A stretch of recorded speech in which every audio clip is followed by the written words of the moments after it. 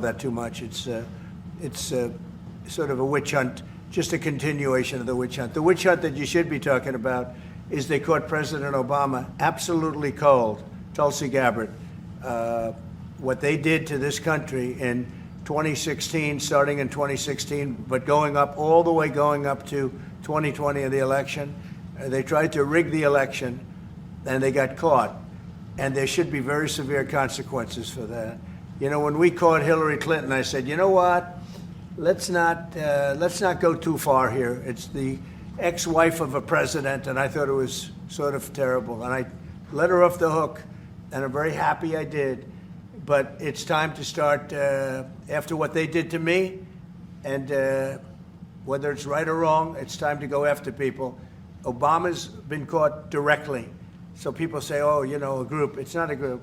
It's Obama. His orders are on the paper.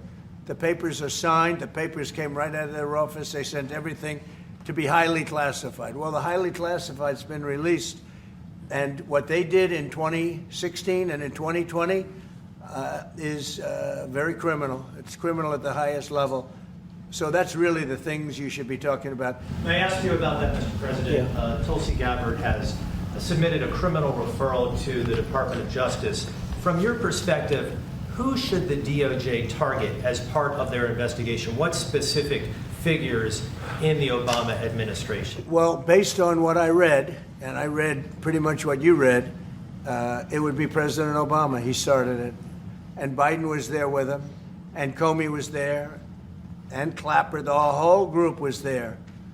Brennan, they were all there in a room. Right here, this was the room. This is much more beautiful than it was then, but that's okay. I have nice pictures up. They came out of the vaults. But you know what? If you look at those papers, they have them stone cold, and it was President Obama. It wasn't lots of people all over the place. It was them too. But the leader of the gang was President Obama, Barack Hussein Obama. Have you heard of him? And except for the fact that he gets shielded by the press for his entire life, that's the one they look. He's guilty. It's not a question. You know, I like to say, let's give it time. It's there. He's guilty. This was treason. This was every word you can think of. They tried to steal the election. They tried to obfuscate the election. They did things that nobody's ever even imagined, even in other countries. You've seen some pretty rough countries. This man has seen some pretty rough countries, but you've never seen anything like it. And we have all of the documents. And from what Tulsi told me, she's got thousands of additional documents coming. So President Obama, it was his concept, his idea, but he also got it from crooked Hillary Clinton. Crooked is a $3 bill. Hillary Clinton and her group, the Democrats, spent $12 million to Christopher Steele. And it's the most unbelievable thing I think I've ever read. So you ought to take a look at that and stop talking about nonsense, because this is big stuff. Never has a thing like this happened in the history of our country. And by the way, it morphed into the 2020 race. And the 2020 race was rigged, and it was a rigged election. Everybody should read the Horowitz report. Unfortunately, Bill Barr didn't use it. Ammunition than any country has ever had. It's very important to me. Okay. Everything. But we will have more ammunition than any country has ever had. It's very important to me. Okay. The country was maybe tilting toward China, but we untilted it very, very quickly. But you know, you had a country that was tilting toward China for a period of time, and I just don't think that would have been good for you. You can deal with China, you should deal with China, but when I got elected, everything changed, and they came right back to us.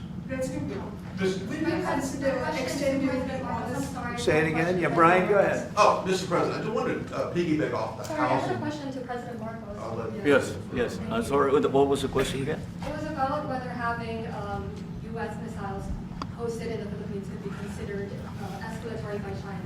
all of the what we consider part of the modernization of the Philippine military is really as a response to the circumstances that surround the situation around the South China Sea, and now what we used to refer to as Asia Pacific, which we have expanded now to the Indo-Pacific. And if we would certainly, like in any kind of military spending, we would wish that it wasn't necessary, but it is.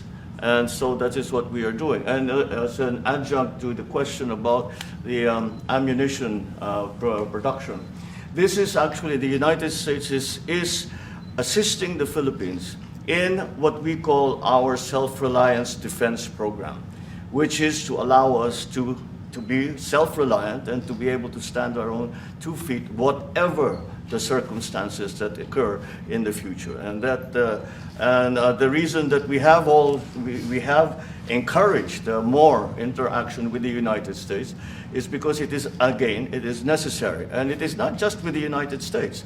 It is with all our neighboring countries, and even countries as far afield as the Scandinavian countries, the EU.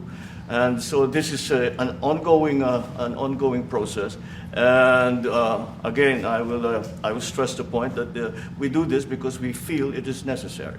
And we have a very hostile judge appointed by Barack Hussein Obama, a very, very hostile judge who knows exactly right from wrong, but we expect to win it on appeal. She hasn't given a decision yet, but she's very hostile, and she was put by Barack Hussein Obama.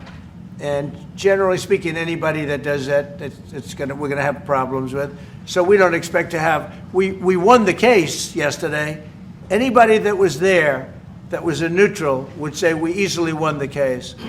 But a lot of the case, and a big part of it's going to be how much money Harvard gets in the future. That's not part of the case, and they're not going to get very much. Mr. President, where are we in terms of negotiating about the reciprocal tariff? How far are we With who? from With the With the Philippines? Yes, Oh. sir. How far Are you we from the Philippines? Yes, sir. Good. I'm from the Philippines. How far are we from achieving? Well, it's tough. He's a very tough negotiator. So far, we're not there because he's negotiating too tough. In fact, I used to like him better than I do now. He's too tough. But we'll probably agree to something. But he's a strong negotiator. He loves your country. Mr. President. Kremlin yesterday said if you are going to Beijing in September, they wouldn't rule out a meeting between you and President Putin. Is such a meeting possible? And how soon do you plan to visit China? Well, we have a lot of meetings possible. President Xi has invited me to China, and we'll probably be doing that in the not too distant future. A little bit out, but not too distant. And I've been invited by a lot of people, and we'll make those decisions pretty soon. Please. Next side of the Well, as you say, we are chairing ASEAN for 2026. There is no need, in a sense, to balance, as you characterize as, to balance our relationship between the United States and China, simply because our foreign policy is an independent one, and we are essentially concerned with the defense of our territory and the exercise of our sovereign rights. Now, whether we do this not alone, we need to do this with our partners. And again, our strongest partner has always been the United States. But of course, we are trying to form coalitions and multilateral relations so that those like-minded nations who share the same values as we do, who hew to international law, most specifically the UNCLOS,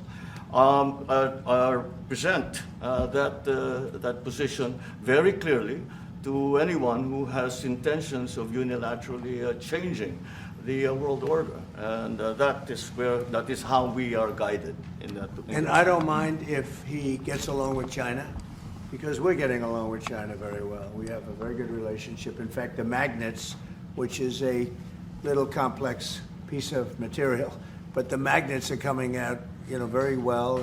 They're sending them in record numbers. We're getting along with China very well, and I don't mind if the president dealt with China. If that's meant, because I think he has to do what's right for his country. I've always said, you know, make the Philippines great again. Do whatever you need to do, but you're dealing with China wouldn't bother me at all. No, well, now it is something that we have to do in any case, Yeah. and certainly that.